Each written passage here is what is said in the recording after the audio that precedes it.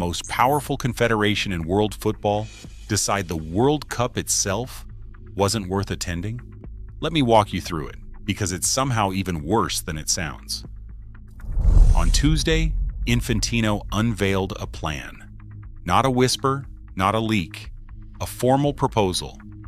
FIFA wants to take its crown jewels, the World Cup, and every other tournament it owns, and spin the commercial rights off into a brand new company called FIFA Forward Enterprise.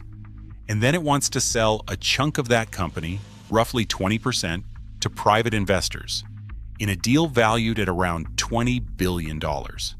Read that again slowly. FIFA wants to sell a piece of the World Cup to private equity. And it gets richer because the investor lined up to lead the whole thing is a fund connected to Joshua Kushner, the founder of Thrive Capital. If that surname rings a bell, it should. Joshua is the brother of Jared Kushner, who happens to be the son-in-law of the President of the United States. So the pitch, stripped of all the corporate language, is this: the most watched sporting event on Earth, an event built over nearly a century by players and fans on every continent, would have a slice of it owned by a private investment fund with ties to the White House. What could possibly go wrong? Now, FIFA didn't frame it as a fire sale. Of course it didn't. Infantino sold it as generosity. Vote this through, he told FIFA's 211 member associations, and the money comes flooding back to you. FIFA claims each association could pull in more than $80 million over the next decade, with development funding for the smaller nations climbing sharply. Instant riches for everyone who signs. And to make sure nobody had too much time to think about it, he attached a deadline: September 19th. A little over 6 weeks to hand over a piece of the World Cup forever. Reportedly, he didn't consult the confederations first. He just announced it. And that, more than the money, more than the Kushner connection, more than anything, is what lit the fuse. Because if there is one thing football's governing bodies do not respond well to, it's being handed a decision that's already been made and told to rubber stamp it before the deadline.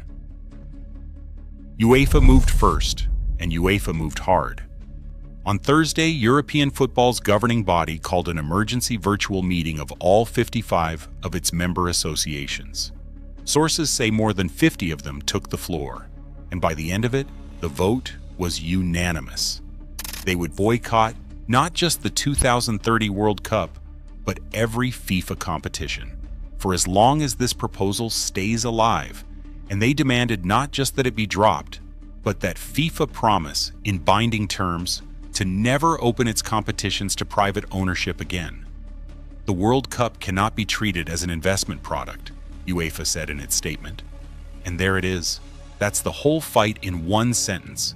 To Infantino, the World Cup is an asset, something with a valuation, something you can carve up and sell shares in. To the people who actually play it and watch it, it is not for sale. It was never for sale. And a lot of very powerful people just reminded FIFA who actually owns this thing.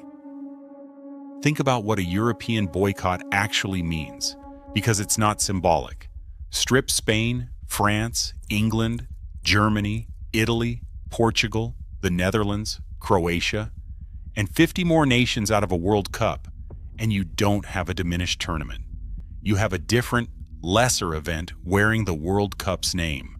The competition that Infantino wants investors to pay billions for stops being worth billions the moment Europe walks. He'd be selling shares in a trophy nobody serious is competing for, and the collateral damage starts long before 2030. The next FIFA tournaments on the calendar aren't men's events at all. There's a Women's World Cup in Brazil in 2027, and a string of youth and women's qualifiers before that, with the very first real test of Europe's boycott landing on women's and youth competitions this autumn, which means the people who'd pay the earliest price for Infantino's power play are women and teenagers who had absolutely nothing to do with it. FIFA's critics already have a phrase for that: turning women's football into a bargaining chip. It is not a good look for anyone involved. And then the dominoes really started falling. Because this wasn't just Europe throwing a tantrum, no matter how FIFA might want to spin it.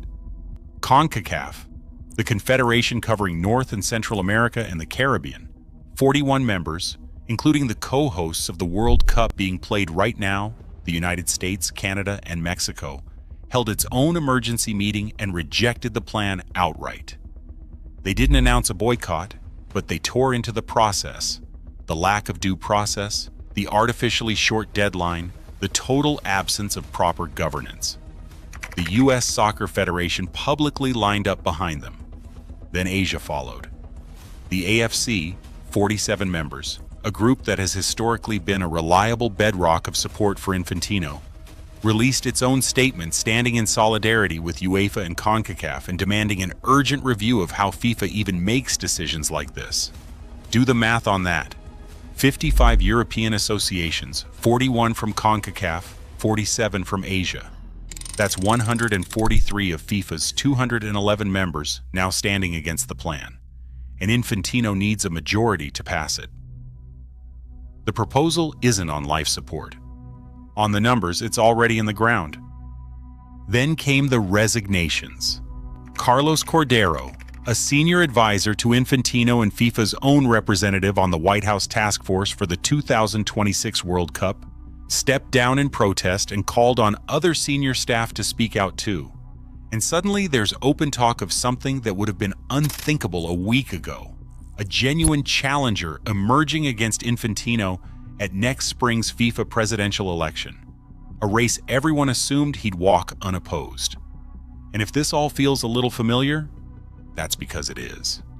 This is the same Infantino who floated a World Cup every 2 years, back in 2021. An idea Europe also threatened to boycott into the ground. The same Infantino who expanded the Men's World Cup to 48 teams for this tournament, with talk of pushing it to 64 by 2030. There's a pattern to how this man operates. One enormous idea, announced from the very top, with the football world learning the details at roughly the same moment as the general public. Sometimes it sticks. This time, spectacularly, it hasn't.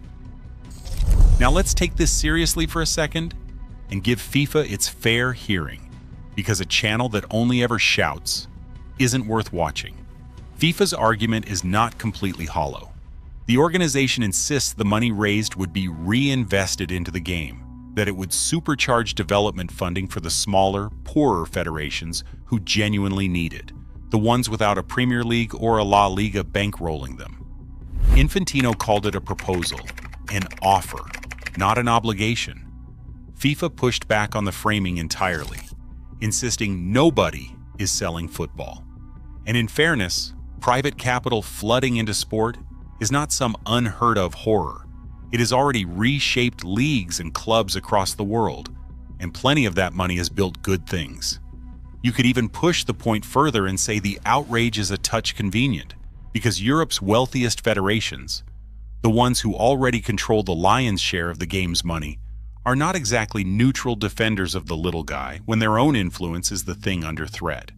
That's a fair challenge, and worth holding in your head while the halos get handed out.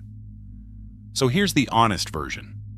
There is a real debate to be had about how football funds its future and how the wealth gets shared. That debate is legitimate. But that is not what killed this.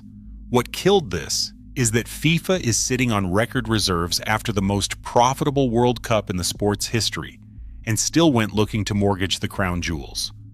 What killed this is that Infantino tried to push a $20 billion sale of the World Cup through in 6 weeks, with a fund tied to the US president's family, without asking the confederations first. It's not just what he tried to sell, it's how he tried to sell it, quietly, quickly, and over everyone's heads. And the entire football world caught him doing it. Because here's what this really comes down to. The World Cup does not belong to Gianni Infantino. It doesn't belong to FIFA's boardroom, and it certainly doesn't belong to a private equity fund. It belongs to the fans who paint their faces, the tiny nations who fight for years just to qualify, the players who give